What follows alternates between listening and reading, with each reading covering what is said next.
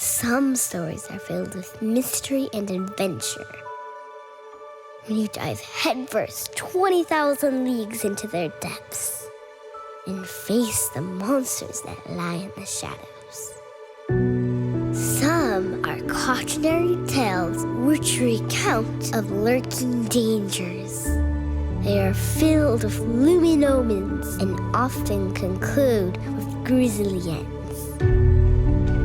Some inspire valor. They are marked by the boldness of kings and the courage of heroes. As pages flip and stories unfold, these stories fill our minds with endless possibilities. As we're guided through foreshadowed demise to protect us from foolish desires. And even with broken hearts, as we rise up with courage and forge forward, we look to the story of Christmas as the greatest story of all. Hey, welcome to Terra Nova. How you guys doing? Fantastic. My name is John. Great to have you guys here. As we're kicking off our brand new series, Once Upon a Christmas, and I've been thinking about this series for a while because it seems like as Christmas rolls around, our heads, my head, maybe yours too, gets filled with some very familiar images of, like warm, romantic, worshipful, that kind of thing. How that first Christmas was, like this respectable young couple gazing down worshipfully at often their glowing baby boy, while serene shepherds bask in his light and animals rest peacefully. And it seems to me very, very worshipful, very spiritual, kind of romantic, and very perfect. Just perfect. Maybe actually a little too perfect. You know what I'm saying? Like their skin is perfect. I've never seen one of these where like Mary's breaking out. Their skin is perfect. Their smiles are perfect. Their hair is perfect. The animals are perfect. And of course, the baby is so perfect, right? This perfect little blonde-haired, blue-eyed baby boy. And exactly how many blonde-haired, blue-eyed Middle Eastern baby boys are there, right? And then there's Mary, because like every woman who's ever had a baby knows, like if you had just had a baby in that place a few hours ago without an epidural, you would not look like that. And though I love the song, it would not have been a silent night. You know what I'm saying? And so it's easy for, I think, for a story which seems so perfect, it's easy for that story and that moment to turn into something that's maybe a little too cute and a little too perfect and a little too neat, something that kind of feels a little bit more like a fairy tale, like a myth, if you will. And so today we're starting this 3-part series called Once Upon a Christmas, the real story. Like the real, raw, unedited story, as seen through the eyes of 3 of the main characters of the story, a story that, unlike our more popular, more worshipful, more romanticized images, is just raw and unpolished. It's a story of incredible risk and faith and adventure, the story of courage and honor and valor. It's the story of the incredibly high price that 2 people were willing to pay in order to say yes to God in their moment. But as we're going to see, this story isn't just a story about them. It's actually a story about all of us, because these writers, these biographers of Jesus' life who pass these stories on to us, they're not just writing history. You know what I'm saying? As they're crafting their biographies, their stories of Jesus, they're doing so to teach us something about who Jesus really is and what it means to follow him, including the way they craft their introductions to their story, these opening stories about Jesus. Now, some of you know this, you may not know this. There are actually 4 biographies of Jesus' life found in the documents that we refer to as the New Testament, and they're known to us by their traditional authors, Matthew, Mark, Luke, and John. And we are going to today to begin where the first of those 4 a man named Matthew begins his story. Now, Matthew actually has an interesting story all of his own because Matthew was this really irreligious guy, and maybe that's where you're at, and maybe you could relate to that. He's he's completely given up on religion or organized religion, God, faith, the temple, the priests, any of that, and he has given up on religion in order to get rich. And I'm saying like filthy rich, emphasis on the filthy part, like through ill-gotten gains, morally compromising means, and he just doesn't care. He doesn't care about any of it. And then he meets Jesus, who is unlike any religious person, any righteous person that he has ever met, and he's so drawn to Jesus and what Jesus is about that he almost immediately becomes a follower, like a disciple of this Jesus. And then decades later, tradition tells us, he writes one of the most famous, the most widely read documents in all of human history that we know of as the Good News, according to Matthew, or it's sometimes said to be the gospel. Gospel is an Old English word for good news. I don't know why we still use it, but it's still used sometimes, the gospel or the good news, according to Matthew. And Matthew's own experience of being this uber irreligious guy just spills across every page, beginning at the very beginning. How Matthew actually begins his story of Jesus. He sets it up, and if you've ever read Matthew's account of Jesus' life, you ran into this on page 1, a genealogy, which does not seem very interesting. It reads like an Ancestry.com printout of like the lineage or Jesus' family tree, but for astute readers, and Matthew thinks you are, who might know all of these stories, he is disrupting us and he's disrupting things right off the bat, dropping very intentionally the names of 4 women of questionable origins, of like Gentile pagan backgrounds, many of them with very questionable character, as if to say, this is the story, and this is how God has been setting it up or upsetting it, if you will, from the very beginning. And that's when he launches into what we would call the Christmas story with a guy named Joseph. Here's how Matthew starts us off. This is how the birth of Jesus the Messiah came about. His mother, Mary, you've heard of her, was pledged to be married to Joseph, but before they came together. Now, Matthew's assuming that you know what this is all about, that marriage in his culture was a 2-stage process. And so you have Mary, who's this young teenage girl. She's about 13 or 14 years old. And then you've got Joe, who's only a little bit older, about 18 to 20 years old. Those were the common marrying ages in their culture at the time. So she's about 13 or 14. He's about 18, 19, 20. And Joe, we happen to know, is a craftsman.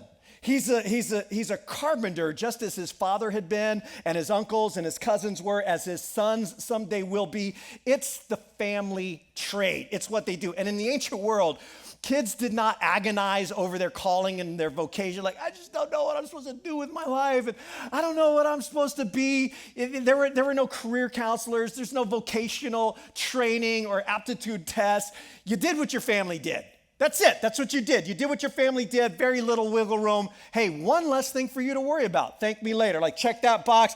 And so Joe is that guy. He's a carpenter. He's a craftsman. And craftsman might be a better word to use because carpenters in their world didn't just work with wood. They worked with stone and brick and metal and mason, mosaics and paint and so forth.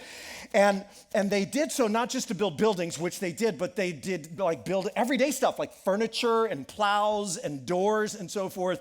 Joe the carpenter, Joe the craftsman, Joe the guy who knows how to make stuff. And he's from a small village called Nazareth, which is a village of about 500 people, mostly farmers, in the northern province of Israel called Galilee. And he's lived there his whole life. And because his adulthood began when he was 13 years old.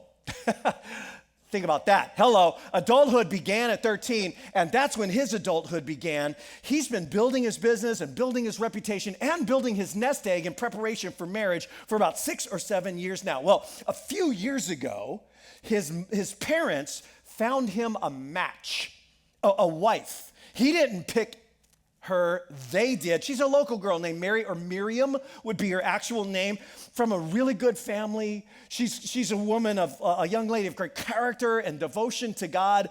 And Joe's dad approaches Mary's dad with a marriage proposal. Joe did not propose to Mary, with a marriage proposal and a price. That's right, money changes hands, the deal is sealed, and Joe and Mary probably don't know each other very well. They have never dated, and in fact, they will not ever be allowed to spend time alone together. But Joe probably knows a lot about her just because it's a small village and everybody knows a lot about everybody, right? And he respects her and he thinks of her highly, and he is no doubt approved of this union. And Mary is pledged to Joseph. They're engaged, which in their culture is like this legally binding agreement or covenant that has been made between them. And that's the first stage of the process. The first stage, Matthew is telling us, has been completed. The second stage would usually take place about a year after the pledging, with a wedding when Joe would take Mary into his own home. But Matthew says before that happened, it's after stage one, but it's before stage two, before that ever had a chance of happening, before they came together, Mary, was found to be pregnant. Now, we don't know how she was found, like how Joe found that out. Like, did someone tell him? Did a friend tell him? Did Mary try to tell him? Did her parents tell his parents that there was a problem with the agreement? Has she begun to show? Are people starting to notice and maybe even talk about it? A scandal in a conservative, tiny little town like Nazareth? Oh, she seemed like such a good girl.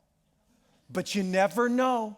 You never know. And that's when Matthew tells us something that Joe doesn't know, and the town doesn't know, and Joe's buddies don't know, and their parents don't know, and none of them would have believed if they had heard. Matthew tells us that she's pregnant, actually, through the Holy Spirit.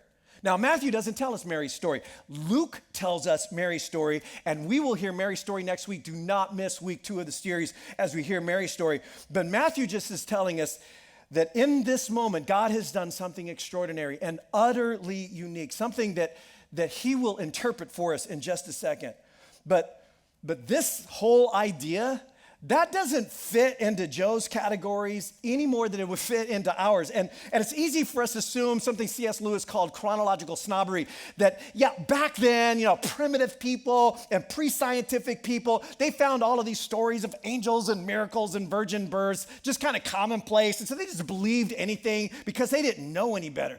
But the opposite of that is actually true. In fact, the reason why these stories resonate the way they do in their context with the tension and turmoil they have is because this right here is so unbelievable.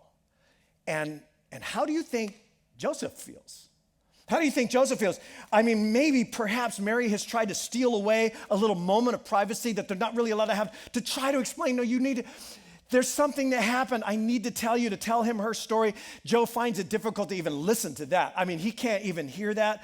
And as a guy, as an engaged young man who's been planning for this, and whether or not they knew each other well, whether or not they were in love, or they would even use language like that we use today, how do you think he feels? What do you think his reaction would be? The betrayal of this, the hurt, the offense, the heartbreak, the death of his dreams, the death of how he was seeing his future go. How do you think Joseph feels? And as I reflect on Joseph's stories, I find myself really, really drawn to him. There are 3 things that stand out to me. 3 things that stand out to me about Joe. And the first is, Joe is just an ordinary guy. Joe is the kind of guy who has tools and knows how to use them. Like, knows how to do stuff, right? He's probably the kind of guy, have you ever seen this, like in his garage? He's got his tools outlined. Like, that's Joe. Joe has a tool belt.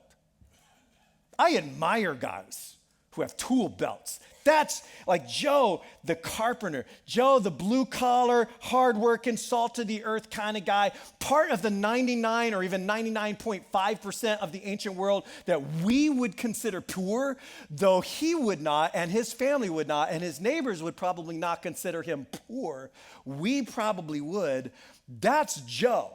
Joe, the ordinary, blue-collar, hardworking, salt-of-the-earth kind of guy. But then Matthew tells us another little but very important detail about the kind of guy Joe is. After Mary is found out, we're told, Matthew tells us that Joseph, her husband, was a righteous man. He was a righteous man. So Joe's this ordinary, everyday kind of guy, but Joseph is also really well known in his community as a righteous guy. As a righteous guy. What they would have called, in their world, they would have called Joe a tzaddik. Let me hear you say tzaddik. 1, 2, 3. Tzaddik, yeah, that's pretty good, pretty good. That's who he is. He's a tzaddik, he's a righteous guy. And Nazareth is a small town, it's a conservative town, it's a religious town, and in that town, Joe has a reputation. And it is the right kind of reputation. Joe has a reputation for always doing the right thing. He's just going to always do the right thing. He's never going to bend the rules. He's never going to overcharge a client or underpay a worker or cut a corner or try to steal something that's not who Joe is. Joe always does the right thing, and Joe always obeys Torah, which was their word for God's law or God's instruction. He obeys Torah perfectly as he can, and he prays at all the right time, and he never leaves his carpenter shop open on the Sabbath to make a couple of extra bucks, and he never eats unclean food, and he never mixes with the wrong kind of people. Nobody invites Joe out for ham sandwiches with the tax collectors and prostitutes after synagogue. It's not going to happen. Joe's not coming. That's not the kind of guy Joe is. He's a tzaddik. He's a righteous guy. At 20 years old, think about this, at 20, he might be like salt of the earth, blue collar, but at the same time, he is righteous to the core. He has impeccable character. But now, Joe is a tzaddik with a pregnant fiance, and he's not the baby daddy. That's the one thing he knows, and people are talking, and people are starting to wonder, did he get the cart before the horse? And in our world, that isn't even a thing. We don't even blink about that, but in their world, that is a thing. That's why they got married so young. Did he get the cart before the horse? And his reputation and his honor are being tarnished, dragged through the mud. And Joe, at 20 years old, has a very unwanted, very unasked for, and really undeserved dilemma. What's he going to do? What's the right thing? What do his emotions tell him to do? And maybe you have sometime in your life found yourself in a situation. Maybe you're in a situation like that right now that you did not ask for, and you did not want, and you did not deserve. But you are now having to navigate through a mess. And it's somebody else's mess. And it's not fair, and you didn't do anything to get yourself into it, but now you are, and now it's your mess too, and you have to figure your way through it, and that's where Joe is right now. And as a righteous guy, as a tzaddik, he must follow Torah. He has to always follow Torah. That's always been his go-to, and Torah is clear. He cannot marry Mary. In fact, Jewish law, Greek law, Roman law, all ancient law agreed on this point. He can't marry her. He has to expose her as an adulteress if he's not the baby daddy. And to marry someone guilty of such an offense is off the table for him. He needs to distance himself, wash his hands in the union, walk away, and yet, this is remarkable to me, he seems genuinely concerned for her. He really cares about her, and he doesn't really even know her that well. He certainly didn't ask for any of this, though her explanation makes no sense whatsoever. He's conflicted. He's torn up. And he essentially has two options. His options go like this. Number one, go public. Go public, protect his reputation, throw her under the bus because she is under the bus. Get his money back, by the way, the bride price he paid, and wash his hands of her. That's door number one. Or door number two, he could go to the priest privately and get what they called a certificate of divorce. He could divorce her quietly, break the legal union, have his parents give it to her parents, and on the DL, and don't say anything to anybody, and nobody even needs to know, and just walk away quietly. And that would not clear his name. That would not clear his name. His name would still be tarnished, but it would protect Mary from any additional shame and humiliation and dishonor and disgrace in her little town. But why would he do that? To protect her name at the cost of his own? And that's when Matthew tells us, Joe, and this is so remarkable, Joe opts for door number two. Joe decides, that being a righteous man, yet not wanting to expose her to public humiliation, he has it in his mind with a broken heart that he's going to divorce her quietly. He's just going to get that piece of paper, that certificate of divorce. 2 witnesses will sign it. There's no judge. There's no jury. There's no court of public opinion. It will go to her, and he will get his life back, and he'll go back to his work, his parents, and his friends who will still have him, just like maybe it had never happened, and try to forget it and put it behind him. But that's when something happens that will completely disrupt the rest of Joseph's life. But Matthew tells us, after he had considered this, an angel of the Lord appeared to him, get this, in a dream. In a dream, mind you. Now, when was the last time you made a major life decision because of a dream? Like, when was the last time that happened for you? Yeah, I'm going to sell all of my worldly possessions and move into a tent in Mexico. Why? Well, I had this dream. What? He has a dream, a spiritual experience, if you will. And here's Joe, just an average guy, just an ordinary blue-collar, 20-year-old guy, but he's a righteous guy. A guy who always does what God says. He's earned the reputation as a tzaddik in his community. But there's one other thing about Joe that really impresses me, and that is Joe is a God-listening guy. He's a God listener.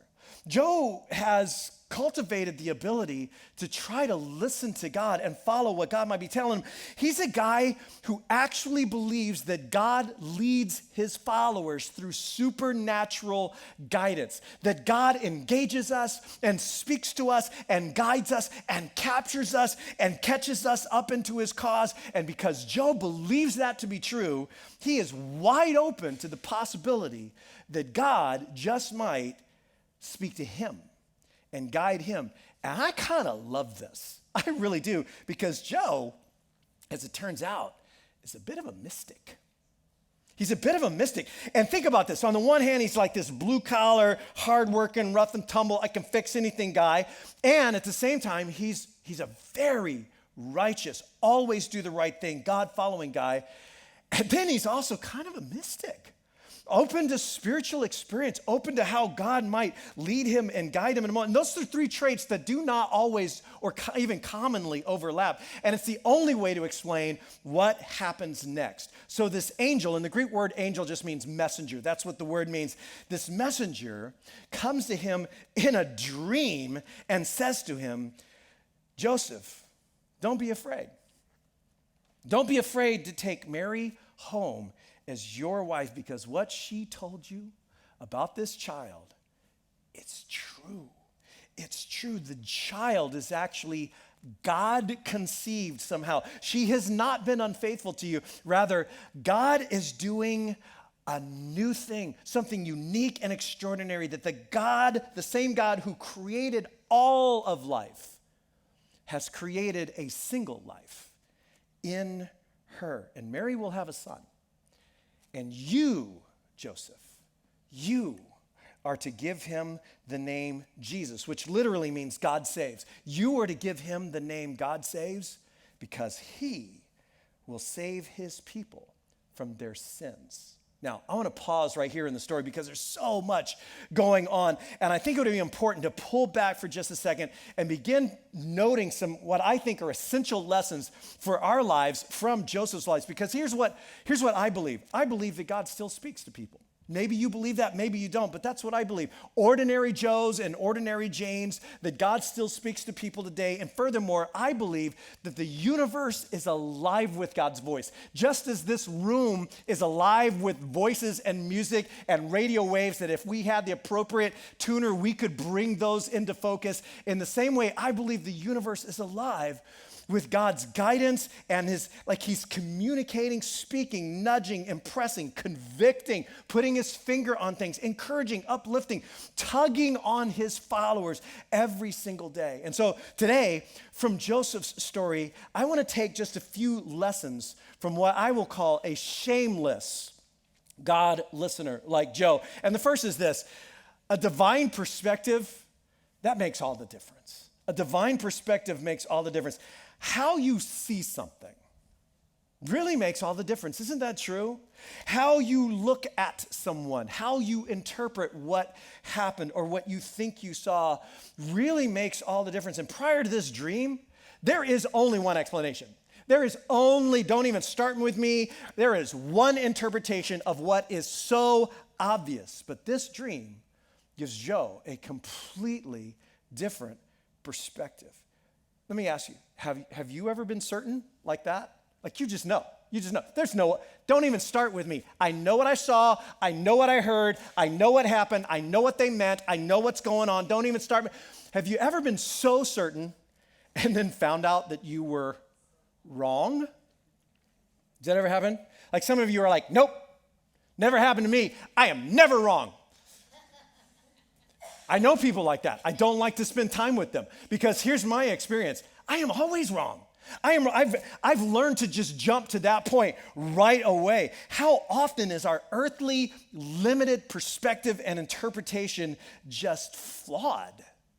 And maybe God is wanting to say something to you today. Maybe God is saying, I want to give you a perspective on your marriage. I want to give you a perspective on this crisis that you're going through. I want to give you a perspective on your past. I want to give you a perspective on your career, on your mom, on your teenager. I want to give you a perspective on what's going on that is supernatural. I want you to see this person who hurts you that much in a whole new light. I want you to see this situation that has you so up in arms in a completely different light. Is it possible, just is it possible that God might be actually up to something in what's going on that has you so conflicted, that he might actually be up to something because of what's happening, or maybe utterly in spite of what's happening, in spite of those events, that if you could see as God sees, in that moment, facing what you're facing, if you could see as God sees, it would make all of the difference. If you could see as God sees and walk into what God is doing, man, it would just make all the difference in the world. And that's what Joseph has the experience of. And here's the deal. Mary's condition does not change. His circumstances do not change, but his perspective changes everything for him, which leads to this second lesson that we get from his life. Sometimes following looks a whole lot like foolishness. Sometimes following looks like folly. That's like Joe lived in a world where a person's honor was everything. That's all they have, their reputation. And without a good name, business dealings become a lot more challenging. Social circles start to close up. Joe has spent a lifetime attending to his good name, being a tzaddik, believing that that's what God actually wanted of him. And now his reputation, it is gone. He will never be a tzaddik in popular opinion again. And the angel begins with these important words. Don't be afraid. Do not be afraid. It's like, what? Why would he be afraid? What has he got to be afraid of? Well, looking like a fool, yeah? Losing his well-earned reputation as always being the right kind of guy. Raising an illegitimate child in a small community. Carrying that stigma around for the rest of his life. Don't be afraid, Joseph. Don't be afraid to say yes to God in your moment, even though it will cost you more than you can even imagine. And I think that's a fear all of us face throughout our whole lives. I think it's one of the fears that keeps us from listening to God. In fact, it's one of the fears that holds us back from many things in life. It's the fear of foolishness. The fear of foolishness, right? The fear of foolishness is the fear that holds us back from raising our hand in fourth grade English.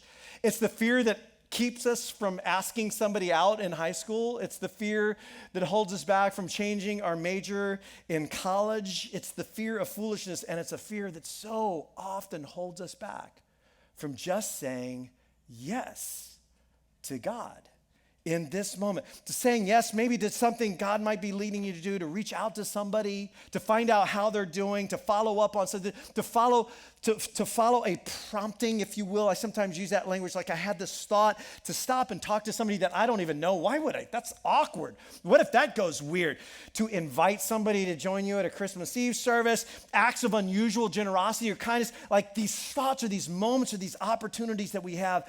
And God is speaking all of the time. I really believe that's true. But becoming a God listening type of person requires us to embrace the real possibility of standing out in unusual, maybe kind of awkward, maybe foolish ways. Sometimes following looks a whole lot like folly, looks a lot like madness. And in fact, it may go terribly wrong. Doing what you think is the right thing might go horribly. It might end up as a total bust with me and mud all over my face, and that's okay too. But that just leads us to the third lesson. Joe is about to look really foolish. He is about to look like the biggest fool of them all and spend the rest of his life dealing with that. Don't be afraid. Don't be afraid to take Mary home, because something's happening here, Joe. Something's happening. It's bigger than you see. And that's what listening does. It catches us up in God's bigger story. It just catches us up in God's bigger story. And this is what happens to Joe. He gets caught up into the biggest story of them all, the story of humanity's deepest needs and of God's great redemptive love. And it's a story that's still being written through the lives of men and women even today, and listening catches him up in this story. And the angel says, don't be afraid. Take her home, because she is going to give birth to a son, and you, Joseph, you are to give him the name God Saves, because he is going to save his people from their sins. And Joseph would have understood the implications of such a statement. Now, for us, with our highly individualistic take on life and our very narrow and personal view of sin and salvation, we take a statement like this to mean something like, Jesus will be your personal Savior who will save you from the eternal punishment of your individual sins, thus making it possible for you to go to heaven when you die. And we're like, yeah? And I mean, isn't that the deal? I mean, isn't that what we're looking forward to? But a devout Jewish person in the first century like Joe would have understood this statement to have far broader implications than just personal forgiveness or personal salvation, because sin in Joseph's world, in Joseph's day, that would have been understood to be everything that's wrong with this messed up world. It's everything that's wrong with the world the way it is, and it's every word or act or reaction that's even slightly less than perfect, that's slightly less than good and generous and beneficial in the moment, that ripples out of all of our lives all day long, every day, and the consequences of that, which are felt every moment of every day in every place on this planet. That's sin. And when they prayed for one who would save us, for a Messiah, for the Christ, the one who would be handpicked by God to save and rescue and deliver us from what we have made of the world, they were praying for someone who would save them from that. In every sense of the way that a person needs to be saved, like spiritually and socioeconomically and relationally and politically, there would be one, a king, a Messiah, who would restore his people to what they were created to be, and there would be justice, and there would be peace, and there would be freedom, and there would be equity, and everything wrong in this world would be made right. It would be right again. And he says, Joe, you are to give this boy the name God Saves, because he is going to save his people. He will be the one to save us from our sins. And that's when Matthew pulls out of the story for just a second to connect some dots for us with one of the ancient greats in his own tradition, an ancient prophet named Isaiah. And here's what Matthew tells us next. He says, now, all of that, everything I just said in the story, took place to fulfill what the Lord had said through the prophet Isaiah. The virgin will conceive and give birth to a son, and they will call him Emmanuel. Emmanuel, a Hebrew word which means God is with us. And Matthew's like, that's what's happening here.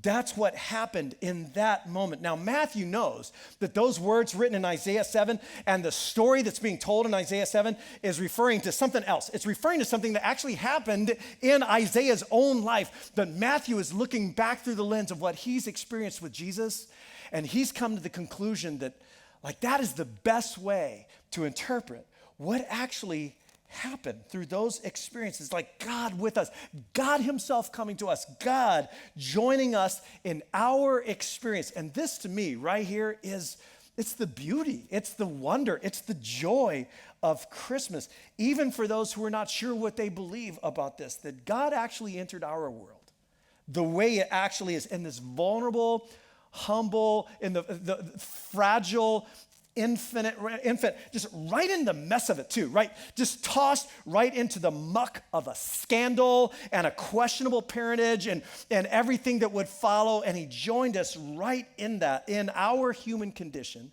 in order to save us and rescue us out of it and from ourselves. And so, think about this. In this moment, in one moment, Joe is just so consumed with what seems to be insurmountable. It is closed in upon him, and I know you have felt that weight before as you're struggling through something and there's nothing else you can see. It is the struggle of his life, and none of us would call Joseph's dilemma in this moment little, like a small thing. And in the very next moment, he is caught up into something that is so much bigger than anything he thought he was facing, and something that he is now actually a part of and being invited into the biggest story of them all, the story of humanity's desperate need and God's great redemptive love. Invariably, listening to God will catch you up in that story. It will catch you up into something that's bigger than yourself. And Joe has this dream. And it seems like he senses that God is actually speaking to him very personally. But as remarkable as all that is, the story up to now, it's actually what happens next, verses 24 and 25, that I think are the most amazing of all. And so Matthew goes on to tell us, when Joseph woke up, and he shook that off and said, man, I should have never had that blackened gefilte fish burrito last night. Whoa, like what a crazy dream. Now, what am I going to do about Mary? No, actually what Matthew tells us is Joseph woke up and he did it. He did what the Lord commanded him to do, and he took Mary home as his wife. And that may be the most important lesson for a God listener. That might be the most important lesson of all, that it's actually the doing of it. That's actually the most important part. Like the listening, and it might look like foolish.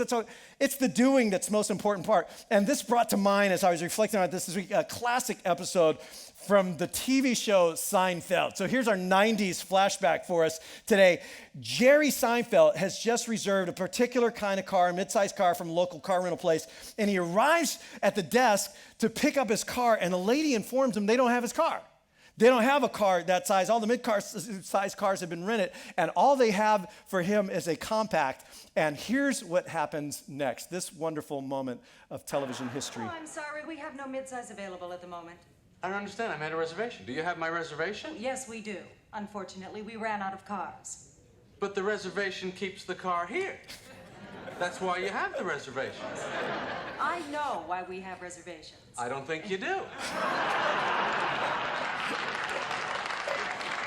If you did, I'd have a car. See, you know how to take the reservation, you just don't know how to hold the reservation. And that's really the most important part of the reservation, the holding. Anybody can just take them. The holding is really the most important part of the reservation. I think you would agree. And I think in a really similar way, it's true for us. It's the doing. And so it's one thing to talk about, like listening to God. And, I believe God gives supernatural guidance, or I want to know what God's will is for me, or I'm praying to know what God wants me to do in this situation. It's one thing to talk about that and pray about that and think about that, but it's another thing entirely to actually do what you sense that God might be telling you to do in every facet or area of your life, no matter what the cost is, no matter how high the risk is, no matter how it's going to turn out, how much mud you might have on your face at the end, or how foolish you look, or how much it alters your plans of how you thought your life was going to go. It is the doing there really is the most important part. And so Joe wakes up and he does what the angel told him to do in a dream. And the story concludes by telling us that Joe does two things. The first thing he does is he takes Mary home as his wife, which is a legal step. This is a legal step. This is the second stage of the marriage process, publicly and legally claiming her as his wife. And then when the baby is born, he names the child, which is also a legal action. In naming the child, Joe is publicly and legally adopting this son as his own. And when Joe does this, here's what you need to know. Joe is deliberately tying his honor, his name, his reputation, and his destiny with the lives of two stained reputations.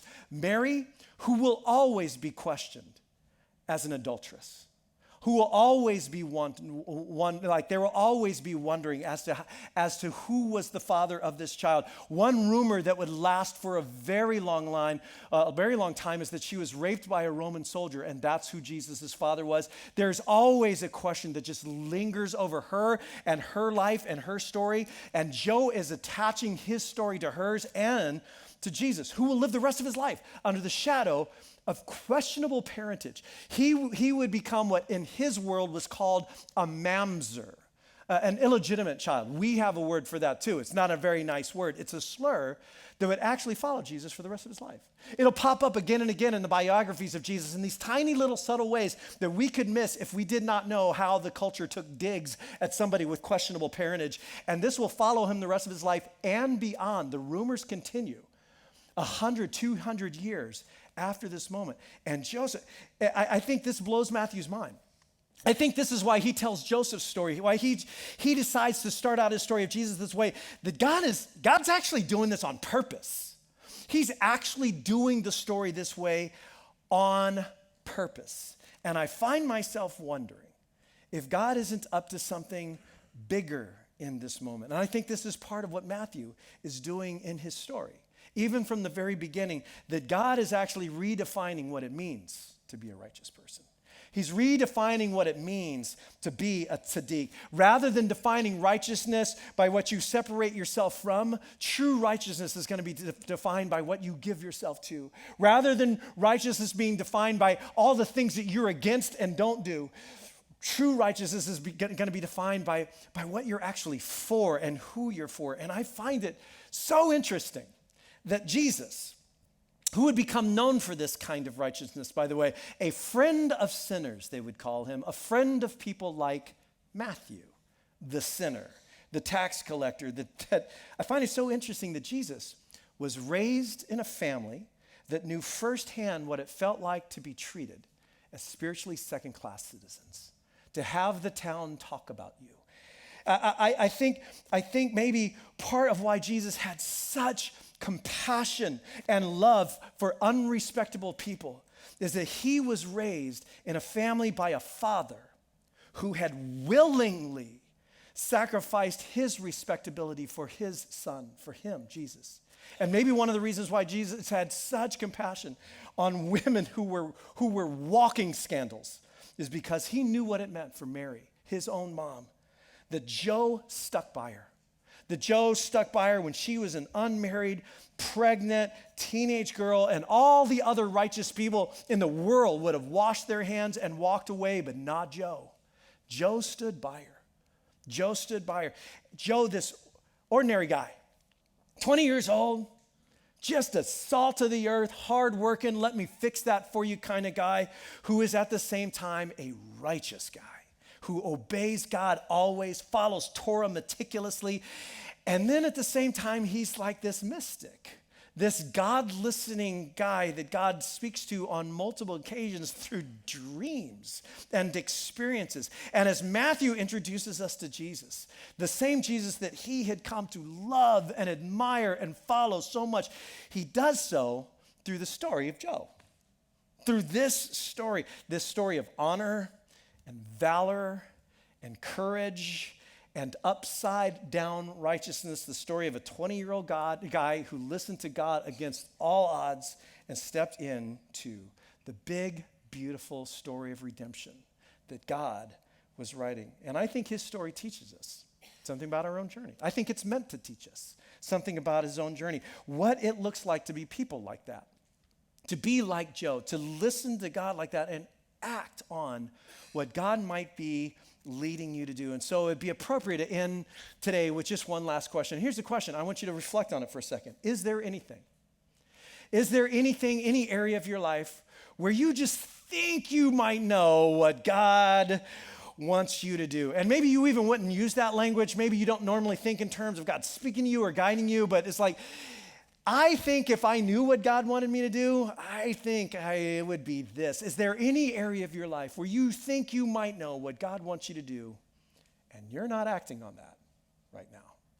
Maybe there's somebody you know, if there is a God, he would want you to forgive them.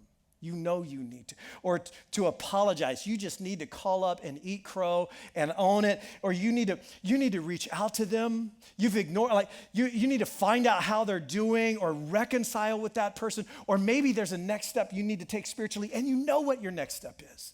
You know that next step is to go all in and saying yes to following Jesus, or maybe to get baptized, or maybe there's another next step spiritually for you, and you kind of know what it is, or to give in a certain way, or to serve in a certain way, and you kind of know what God might actually want you to do, but the fear of foolishness, yeah?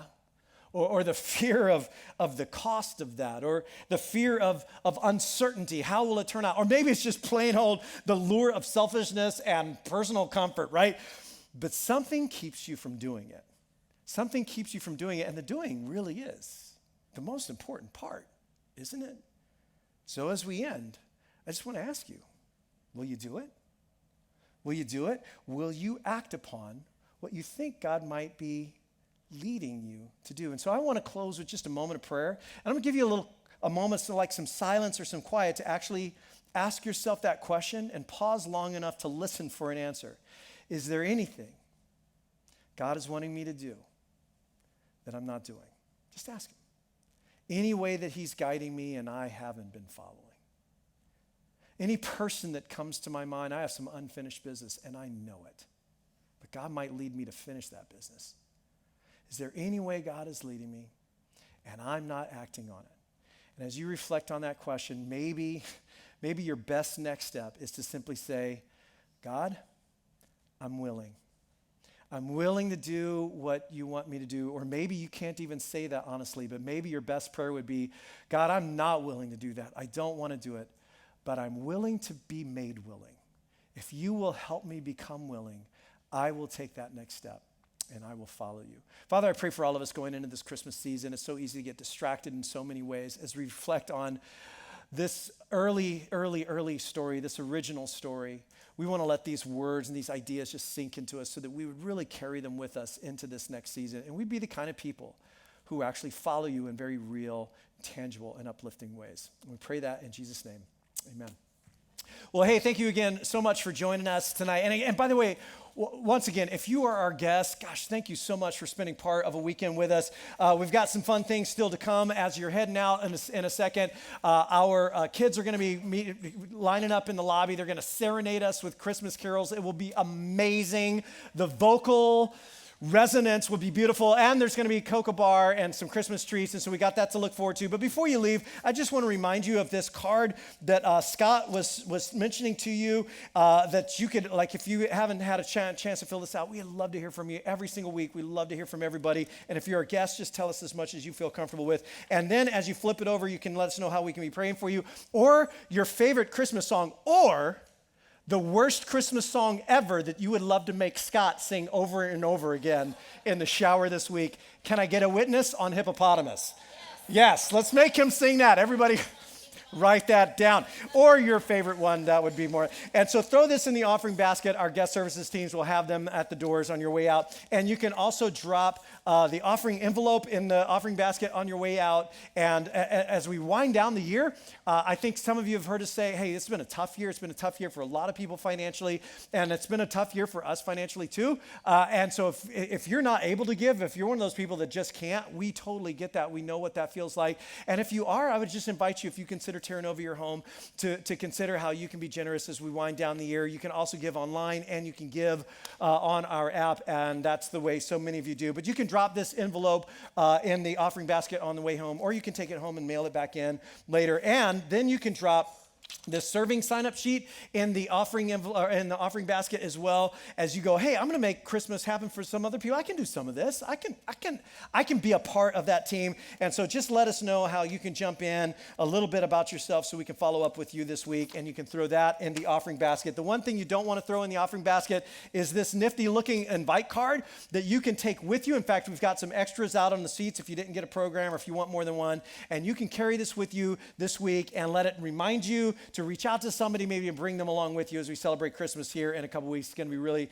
exciting. And so that's all coming up as you're heading out. But I just want to say, hey, God bless you guys. We'll see you back next weekend for part 2, Mary's story of Once Upon a Christmas, and the toy drive. Bring your toys back with you next week if you haven't already done so. Have a fantastic rest of your week. And if you're hanging out, we'll see you in the lobby for some beautiful serenading. You ready? You ready? Yeah, let's do this.